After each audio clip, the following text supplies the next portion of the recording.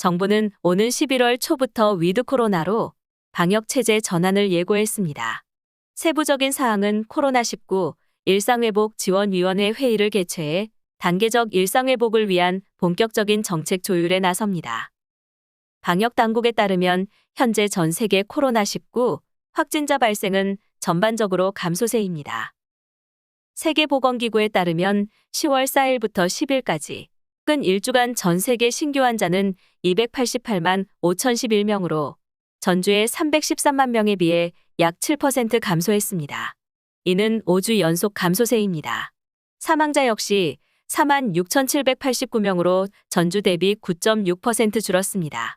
우리나라의 코로나19 치명률이 대략 0.3% 정도입니다. 독감의 치명률이 0.04에서 0.08% 사이인데 이 수치 가까이 되면 명확한 일상회복이 가능하리라 생각합니다. 지난 2년간 전 세계를 휩쓸었던 코로나19의 충격에서 벗어나 이제 일상으로의 전환이 머지않았습니다. 하지만 한편에서는 섣부른 판단이 아니냐는 우려도 있습니다. 오늘 이런 이슈 저런 지식에서는 위드 코로나를 이미 시행하고 있는 대표적인 국가 3개를 비교하면서 한국의 위드 코로나가 나아갈 방향에 대해서 정리해 보겠습니다.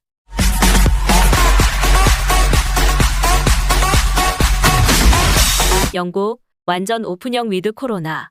영국은 코로나19가 장기화된다면 봉쇄 조치로 인해 더 큰 피해가 발생할 것이라고 생각했습니다. 2월 22일 위드 코로나 전략을 발표하고 4단계 봉쇄 해제 로드맵을 시행했습니다. 각 단계별 간격은 최소 5주였으며 해당 단계가 안전하다고 판단하면 다음 단계로 진행하는 시기입니다. 1, 2단계는 사회적 거리두기로 볼 수 있어 3단계부터 공유합니다. 영국의 3단계, 접종률이 30%를 달성한 지난 5월 17일, 1단계가 시작됐습니다. 실내 6명, 실외 30명까지 모임이 허용됐고 식당 실내 이용이 가능해졌습니다.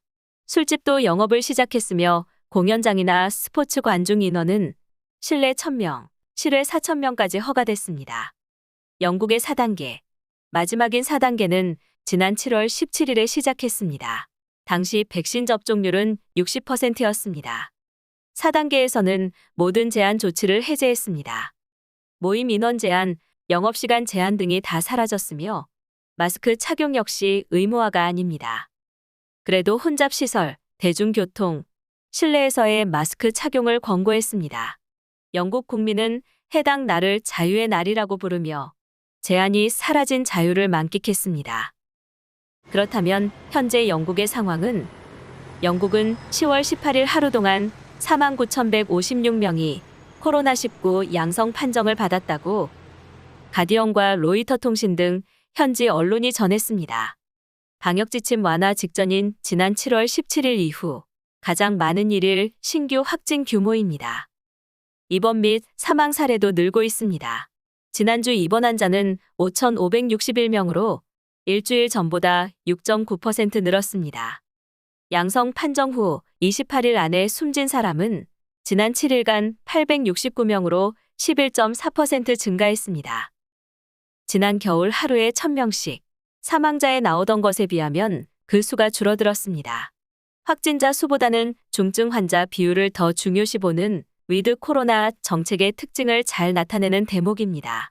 만약 한국이 영국처럼 완전 개방형 위드 코로나를 하고 하루 4만 명의 확진자, 하루 100명의 사망자가 나온다면 이를 받아들일 수 있을까요? 싱가포르 강력 규제 위드 코로나. 590만 명 인구의 싱가포르는 2차 접종률이 81%에 달했습니다. 이를 기반으로 지난 8월 6일 뉴노멀 방식의 4단계 로드맵에 따라 방역 조치를 완화했습니다. 로드맵에는 재택치료, 대규모 추적조사 최소화, 중증률 관리 등 추세 관리, 접종자 해외여행 허용 등의 내용을 담았습니다. 싱가포르는 대만, 대한민국과 함께 엄격한 규제를 펼치며 코로나19 방역을 진행했습니다. 백신 접종 완료자의 사적 모임 제한을 2명에서 5명으로 늘렸습니다. 재택근무 규정은 사무실 출근을 점차 늘려 최대 50%까지 허용했습니다. 그런데 최근 하루 확진자 수가 3,900명대로 늘고 있어 규제를 다시 도입하기도 했습니다. 희망적인 것은 무증상이거나 경증 환자가 많다는 점입니다. 싱가포르 보건부에 따르면 중환자실에 입원한 위중증 환자 비중은 0.2%, 사망자 비중은 독감과 비슷한 0.1%에 그친 것입니다. 그러나 최근 늘어나가 있는 확진자의 통계까지 세심하게 지켜볼 필요가 있습니다. 싱가포르 당국은 확산세를 통제하지 못하면 나중에는 의료 체계가 마비될 것을 우려하여 현재 상황을 주시하고 있습니다. 싱가포르는 다시 10월 말까지 재택근무 의무화, 원격 수업 재개, 사적 모임 제한 등 방역 조치 강화에 들어갔습니다. 높은 접종률에도 불구하고 싱가포르도 제대로 위드 코로나에 성공하지 못한 셈입니다. 전문가들은 거리두기의 이완을 너무 빨리 했거나 또는 접종 완료율이 높음에도 불구하고 접종이 이루어지지 않고 있는 인구 집단이 감염에서 코어 그룹인 상황이라고 설명합니다. 이는 접종률이 높지 않은 이주 노동자들을 중심으로 확산하고 있다는 의미입니다. 싱가포르는 기숙사에서 공동생활하는 이주 노동자 비중이 높아 이들의 감염이 끊이지 않고 있습니다. 우리나라에서도 미접종 상태이면서 방역당국의 손길이 닿지 않는 집단 감염의 위험이 있는 곳을 선제 예방해야 합니다. 일본 도쿄 올림픽 이후 위드 코로나. 일본은 지난 10월 1일 위드 코로나로 방역 체계 전환을 발표했습니다. 도쿄 등에 발령한 긴급사태 및 중점 조치를 해제한 것입니다.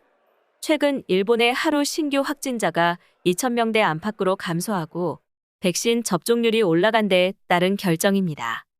일본은 도쿄 올림픽이 끝난 직후인 8월 중순만 해도 신규 확진자가 25,000명을 넘었지만 최근에는 크게 줄었습니다. 백신 접종률도 지난 9월 27일 기준 최소 1차 접종을 한 사람은 전체 인구의 68.7%, 2차 접종 완료자는 57.2%로 집계됐습니다. 긴급사태 해제에 따라 음식점의 주류 판매 금지 조치 및 오후 8시까지인 영업시간 제한 조치도 해제했습니다. 위드 코로나를 위해 다중이용시설에서 백신 접종 기록 및 음성 증명서를 활용한 실험도 실시했으며 이 결과를 바탕으로 점진적으로 제한 조치를 완화한다는 방침입니다. 그런데 일본의 경우 확진자의 감소 추세가 너무 급격해 독특하게 보입니다. 도쿄올림픽이 있던 지난 8월 1일 최다 기록으로 25,800명까지 기록했던 확진자 수는 최근 연일 세 자릿수를 기록하고 있습니다. 지난 14일 오후 6시 기준 전국 확진자는 619명, 사망자는 33명 발생했습니다.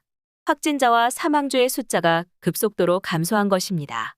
하지만 일본은 기본적으로 우리나라보다 일일 진단검사 수가 훨씬 적습니다.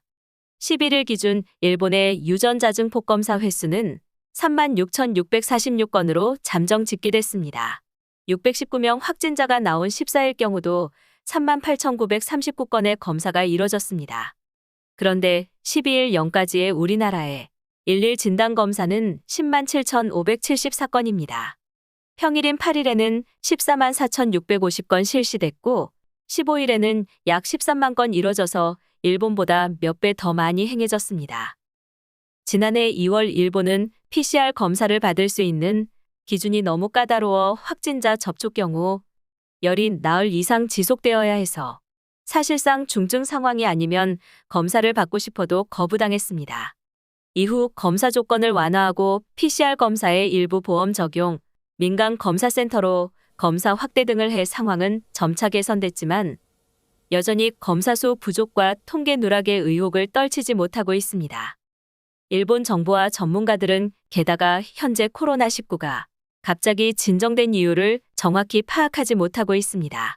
확진자 급증으로 젊은 층의 위기감이 높아진 것이 이유인지 백신 접종의 효과인지 알 수 없습니다. 일본을 위드 코로나 모델로 삼기에는 이처럼 불확실한 것이 너무 많습니다. 그렇다면 대한민국은 어떻게 해야 하는가? 결국 우리는 우리만의 길을 찾아야 하는 것으로 보입니다. 위드 코로나는 코로나19 바이러스가 존재해도 독감처럼 일상생활을 유지하면서 방역 지침을 지켜도 큰 무리가 없는 상황으로 가자는 것입니다.